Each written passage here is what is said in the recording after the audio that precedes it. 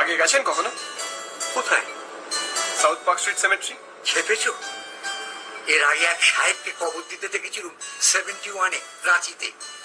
কাঠের বাক্সটা গর্তে নামিয়ে যখন তার উপর চাবড়া চাবড়া মাটি ফেলে না, সে এক বিভৎস শব্দ তপেশ ভাই।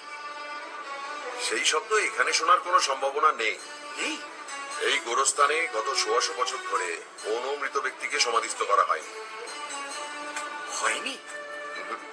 আপনি মানে স্যাঙ্গুইন?